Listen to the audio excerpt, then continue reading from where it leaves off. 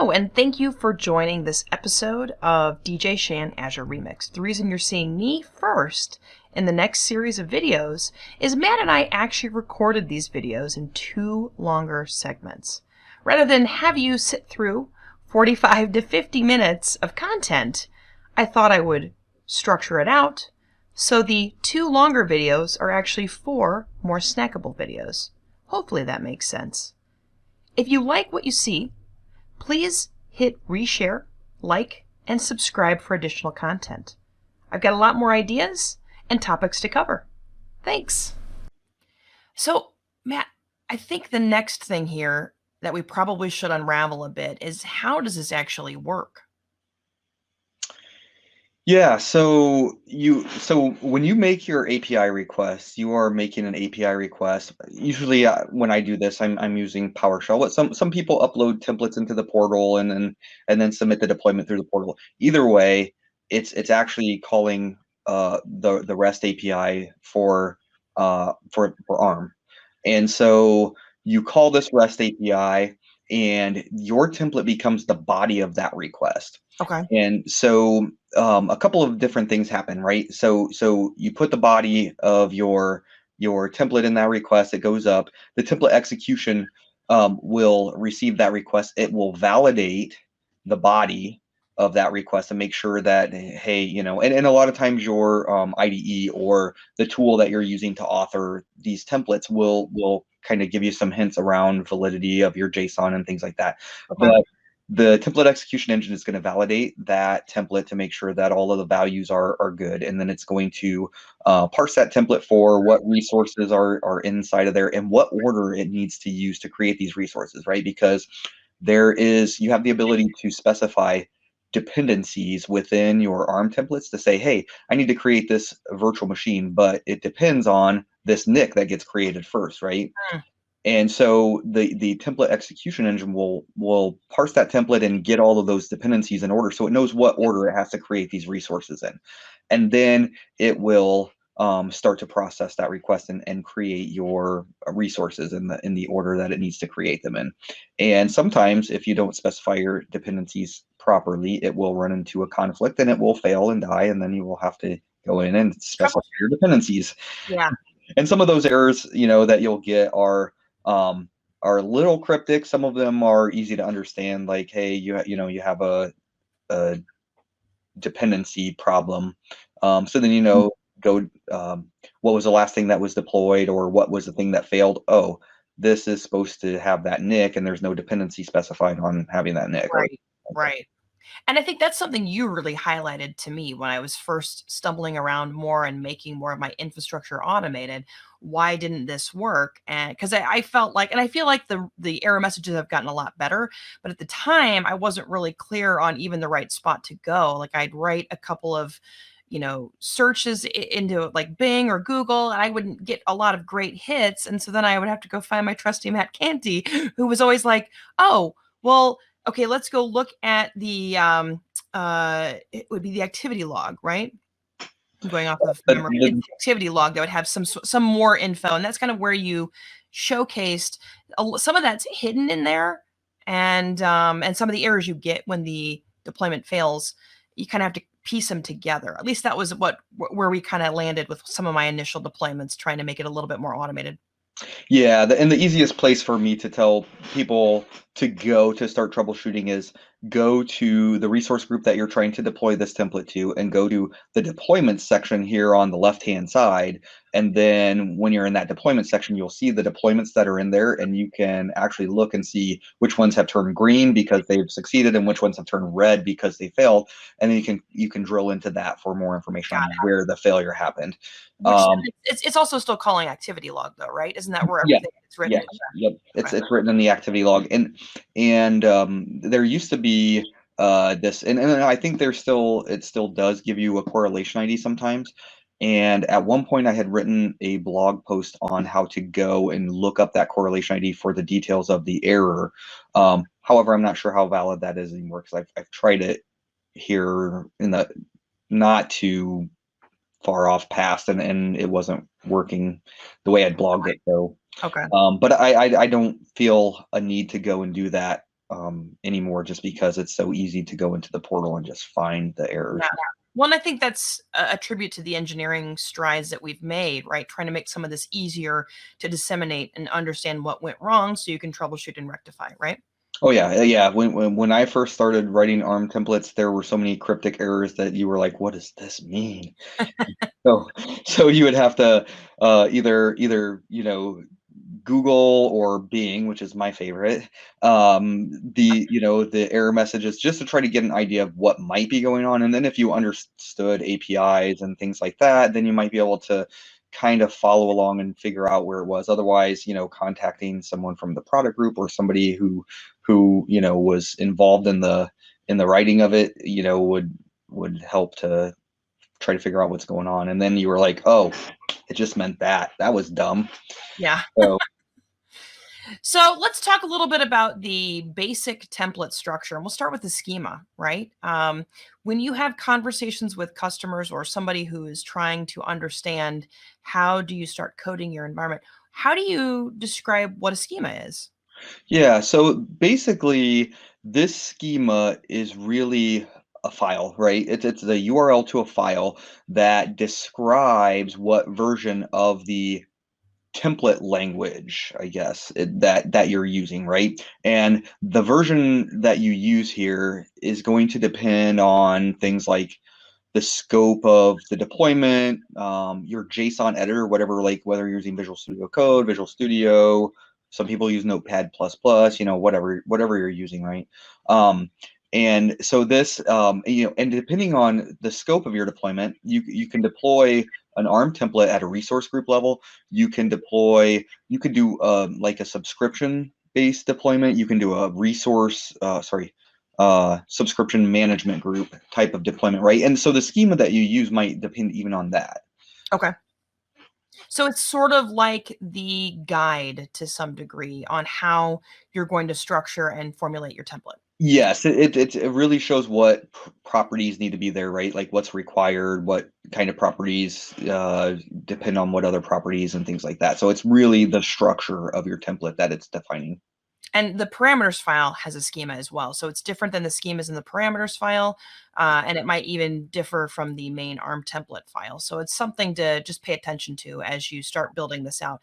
There's a lot of great places to grab these templates from, and you don't have to even deviate far from it. But if you ever run into a problem, it could be schema related, and it's just something to call out so that you know exactly what is happening. It's sort of like the brains of the operation, Yes. right? Yep. So then we've got the content version, and I think the thing thought was so interesting, and we talked about this before I started recording today, the idea that the content version, you could use that to version out your ARM templates, right? It doesn't have to be 1.0.0.0 each time. I thought it did. I didn't realize that you could have it be 4.2.3.1 or whatever if you needed to, right? So it helps you if you're incrementing your environment over time. You can say, go back to this specific version of the ARM templates if it's all checked into source code. And I feel like it's a really interesting way of even organizing your environment one step farther. Yep, and that's exactly what it is. It's for your use. This has no use to the template execution engine or anything. This is just for your own tracking of your version of the template so that you can manage that template along with whatever version of the software that the infrastructure is supporting, right? So if we have a template, let's say we have this big line of business application that we've developed and it requires this specific set of infrastructure, and so we have our template in there and now we're adding features to that, and that might require adding more infrastructure, like say maybe some messaging services or maybe some database services or something like that, right? And so we need to deploy that infrastructure into Azure to support the new features. Then we can update our content version and say, okay, now this is the version of the template that goes with that version of the application, so that we know, okay, when we go to deploy this version of the application, we got to deploy this version of the ARM template to make sure we're in sync. Yeah. I thought that was kind of crazy. I don't know what I thought it was, but until I really kind of dug into each template and why I was doing what I was doing, I realized that's sort of a value add for a customer provisioning environments. Yeah. versus something that the execution engine needs. Yeah, when you're doing infrastructure as code, you'll find that, there's a lot of developer concepts like versioning now. So that's where this comes into play. Yeah, which is pretty cool. So then we've talked about parameters, right? I think this slide is an interesting one because, it talks about the fact that the most common types are things like strings or integers. Passwords are secure string. The metadata was cool, right? So if you needed to provide a description as to what you'd use your template for, I found this so invaluable when I first started trying to figure out what ARM templates were, especially if you pulled a template from the quick start repo, or if you start following somebody on, say, GitHub and they do a lot of ARM templates. A lot of folks tend to fill this out and it gives you that guide. So you feel like, oh, I know exactly what I'm deploying and why. And there might even be like a gotcha or go to this specific. I think you can also put URLs in there too in the event that they run into problems with the template, right? Yeah, actually what this is most useful for though is for when you go to deploy the template, depending on what tool you're using, it picks up this metadata, right? So if you're using the full version of Visual Studio, when you go to the deploy this template button, it comes up with a nice little form that says, this is the field, and then that metadata description is what it describes underneath of that. So Oh, yeah. you know what you're filling in. Likewise, if you were to deploy this via the portal, you get that nice little form in the portal.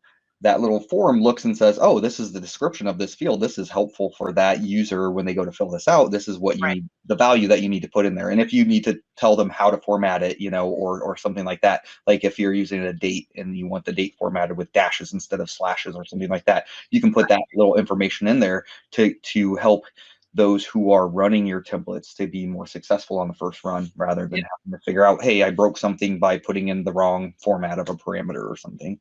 Right, right. So then we've also got allowed values and default values. So these are extra ways to control your environment. If you don't want somebody to go deploy an M series VM, you can specify that if they use this template, right? And let's say you've got this operational control where they have to use ARM templates and they try to go deploy an M series VM and it's not listed in the allowed values, that template won't work. So it's another kind of governance control. And then the default value I like because I was starting to get more comfortable with it before I realized the value of parameters files. If you knew kind of what you were going to deploy each time, you could pre-populate the default value.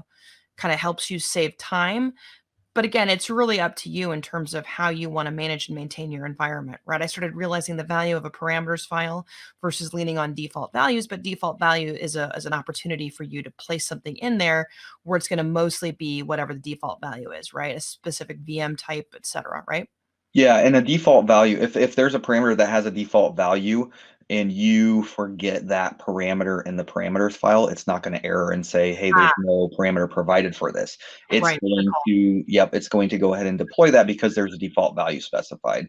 And this is a good way as well to kind of, if you, again, are deploying through the portal or some sort of tool that that is helping you along with the deployment where you're filling out a nice form instead of a parameter file.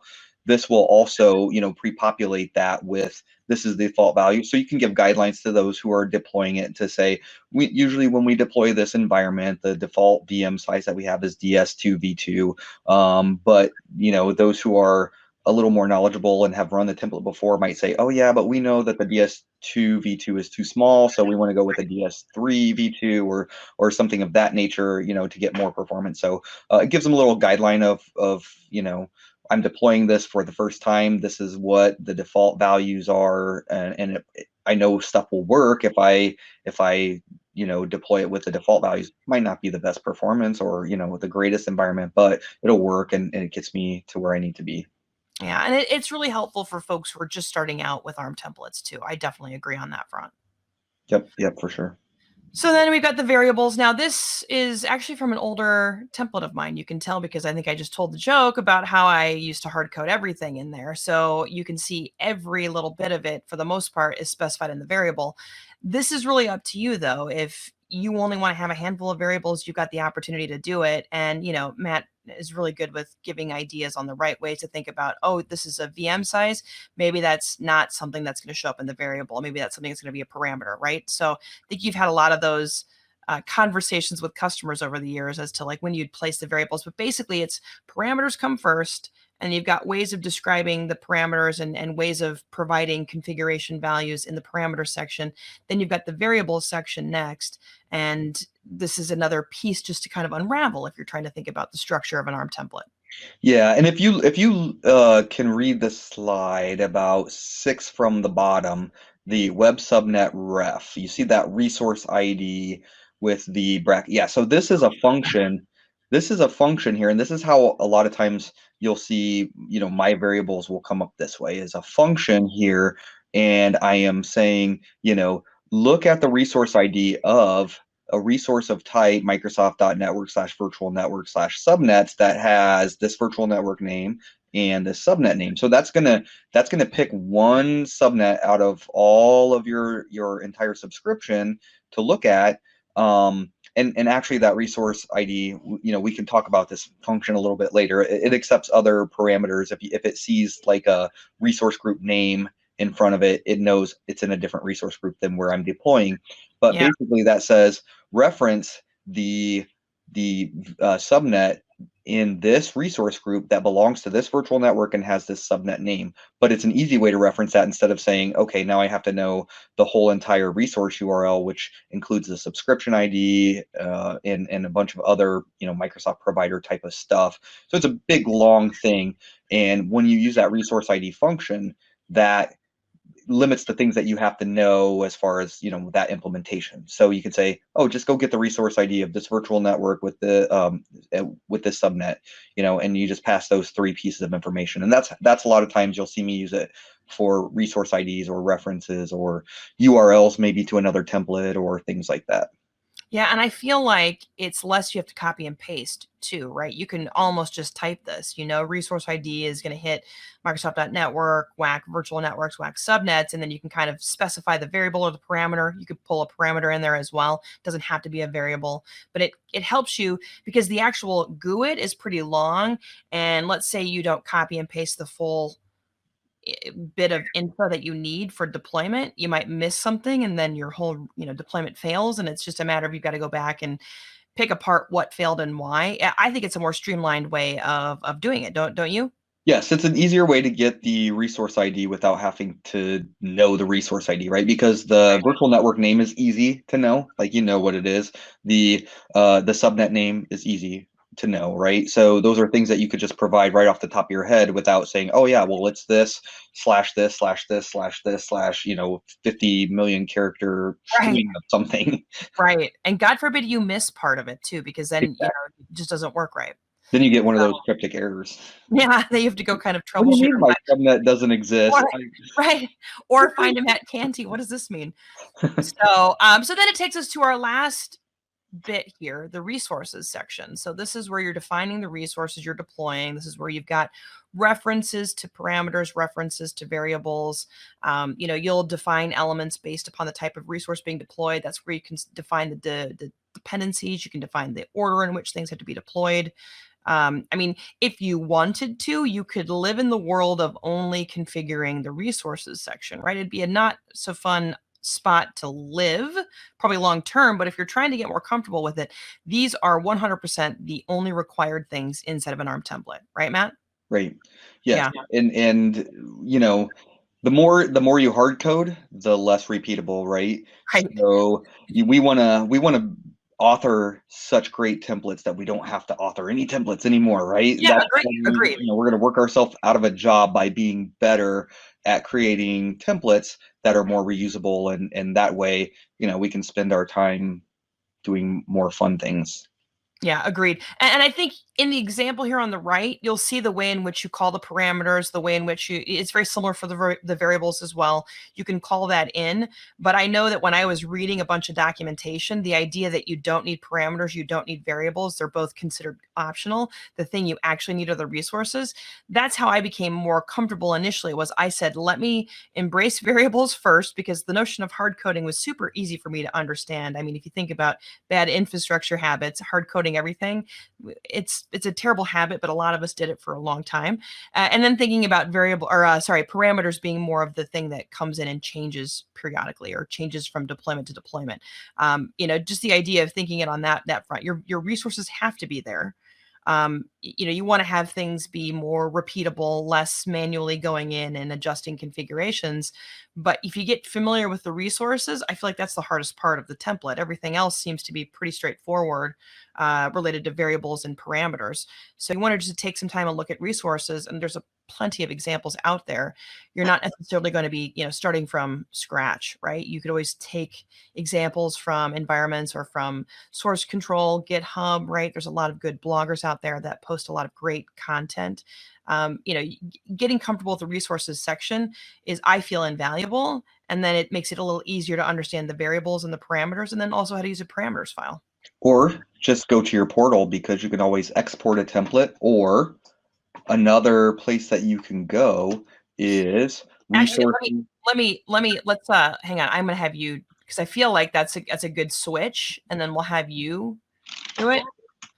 So all right, so then let's take a look at a way to think this through a little bit differently, Matt. Yeah, so actually, if you really want to get familiar with your resources, go to your portal, right? When you go to a resource group in your portal, and let me just go to one of my resource groups. Can Let's you find, can you make that a hair bigger, Matt? yes, I can. There we go. That I know I have We this problem we all the love time. high definition, but it's always hard when you're showing stuff, right? Yes. So So let's talk a little bit about that export yeah, functionality. yep. So you have some options when you come into the portal and you're in a resource group, and you have options to be able to see a couple of things. Like if you look at deployments, this was what I was talking about, where you might go and find if something failed, right? See, I had something fail, and I can go in and look at the error details of what failed. Now this one, bad request, it's just an HTTP bad request error. But going into here and seeing, you can see, oh, what failed, and it's operations manager service map. So it was some, you go in here, look at the resource that failed, and then you can find the details of that. So Yeah. that's one place to go when you're troubleshooting. Okay. Where you can go when you want to look at the resources that you have is you can export a template, right? And this is going to generate what this resource group looks like in JSON view. So with all the resources that I have in here, here's what the template is going to look like. Is it a big template? It's pretty big resources. Okay. I was gonna say I've never seen something take this long, so I'm shocked. Yeah, this is where I put everything pretty much. Yeah, this is why I go phone a friend often and come to Matt, because Matt deals with this a lot more than I do. Yep, and while I'm waiting on this to generate, I'm going to show you this other resource, resources.azure.com. If you're already logged into Azure, this will log you in, and you can see, whatever you have access to up here, as far as, different organizations or tenants or whatever, right? And Is if it? you, It's subscription based though, isn't it? it is, but you can switch tenants as Uh, well. okay. But then I can come down here and I can see my subscription, my internal subscription here, and I can see what resource groups I have. And you can notice these are all the resource group names that I've had. And then I can expand that resource group, and I can see, okay, what different providers, right? So this is the providers that we talked about earlier, Right. the API that they use, right? So Microsoft.compute would include things like images, disks, virtual machines, and I can go and click on a virtual machine and see what the JSON of that virtual machine looks like, right? Very cool. And so, yeah, so this shows me the different properties, right? I have an OS disk property. I have a storage profile that sits there and tells me what image I'm using for this machine, Uh-huh. what location it's in. Here's a VM ID property and the size of VM I used for this. It includes my network interface that this is attached to. It includes other things like resources that might be child resources of this machine, like a virtual machine extension. So all of those things are listed in here, and you get to see that this is the JSON view. And one of the cool things that I found with this a while ago was if I wanted to know what exactly a property needed, I could come over here and look and see, okay, what kind of value are they looking for? Sometimes this is very helpful. Sometimes it is not so much helpful. Got it. Very cool. Yeah, but this shows, and then of course you have up at the top, you might have API actions that you can do on this machine. So this would be the URL that I would need to call for deleting this machine, right? Or running a capture on the VM hard drive, or converting to manage this, deallocating, right? So I got all these different URLs. If I'm playing around with calling APIs, I could definitely go and do this. Like if I wanted to power off all my different machines on an automation basis, I could say, oh, look, here's a power off API that I can play with. Yeah, pretty cool. Yeah. It's still generating the template. Do you have a smaller one? I do, but you can see over here that it Oh is yeah, it's starting to populate. I see it. resources. And if I just let me see if I click on one, if it'll show over here. No, it won't. All right, let's try a smaller resource group. Let's go to my app dev stuff that I have been playing with app dev stuff. I got to shrink this so I can see if there's anything in. Oh yeah, so there's one thing in here. Okay. And so if I go down to the export template for this one, it might be a little easier to see. There we go. It's a lot faster. So you can see in here, this is what the template would look like. You got this parameter, configuration stores, whatever. So this is referencing the parameter. And this is actually a lot better than it used to be in the past. In the past, this would hard code everything, Yeah. like we've been telling you not to. And then you would have to. So what I would tell people is, okay, if you want to create an environment, build an environment in a resource group, export the template. That gets you 80% of the way, but then you have to figure out what you need to parameterize in order to make that a repeatable. Right. Oh, excuse me. Make that a repeatable process. That is not hard-coded names and things like that. So you can set the names and stuff like that in parameters. So showcase how simple it is just to download it at the top. So if I go download and it brings it into a zip file, yep. And I open that zip file. Let me just open the template here. And voila, you're on your way. Yep. In terms of starting in on crafting out an ARM template. Yep. And so this gives me that ARM template, and I can see that it set my name as a parameter. Yeah. So other things that you might want to parameterize, what I would parameterize would be this. And you get a little bit of help from Visual Studio Code, and I think we're going to go through authoring tools later, right? Yeah, we are. That's going to be one of the future sessions. Yep. So I'll show some of that, showcase some of that stuff later, some of the tooling and stuff that I have in Visual Studio Code that helps me craft ARM templates as well. So yeah, so I think I've got one more slide in the deck that I'm sharing. Let me flip back to my screen here. And we'll talk about the basic template structure for resources. So every resource needs a location, a type, and an API version. The comments and the depends on, or if you want to organize your environment and add some comments in about what's happening with that resource. That's at least what I would use comments for. Is there anything else you would use comments for, Matt? I actually don't like commenting in JSON. Here's why, because of course, me being a dev guy, I've done things where I have created objects in PowerShell using ARM templates, right? And comments are really not allowed in normal standard JSON. Right, right. They are allowed in ARM templates, and it will skip over them when it sees the comment marks. But when you go to use other tools like PowerShell, and you go to create a create a PowerShell object out of some JSON, if it's got comments in it, it chokes and dies.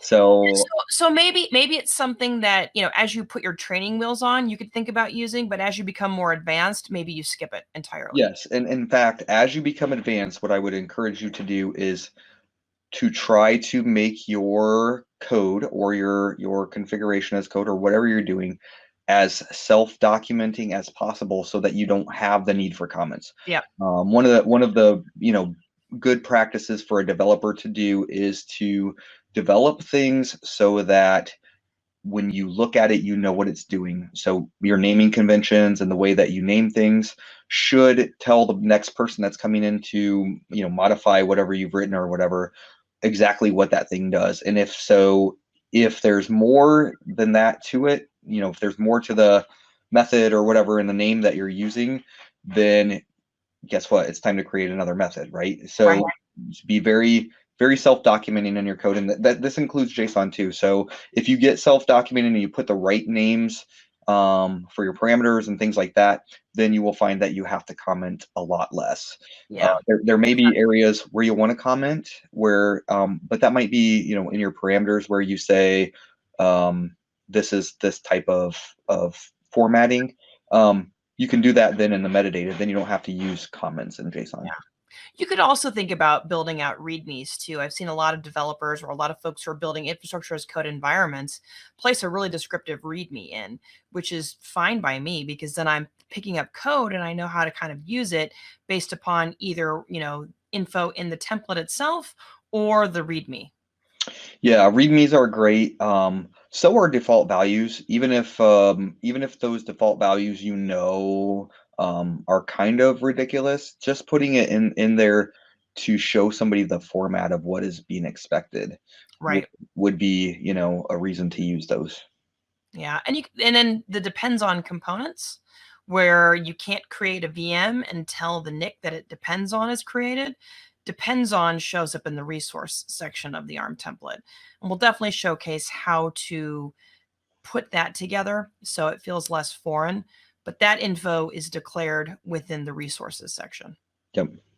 Yes, and there is also there is another kind of, I don't know if it's not well documented, but in your base ARM template, where you have your schema and your parameters and things like that, there is also something called API version where you can actually declare that at the top, but then that's going to apply that API version to all of your resources. Right. Which may or may not be the intended result. Right, which might limit you to the different properties that you have available or Right. things that you can set in those resources. So I don't think it's commonly used, and I think that's probably the reason, but there is something there. So just if you run across it, just note that's probably what it's there for. Very cool. Well, so I think this will wrap up this specific episode on how do you teach an infrastructure person how to code. Thanks for joining me, Matt. I definitely appreciate it. It's my pleasure. And then tune in for the next episode.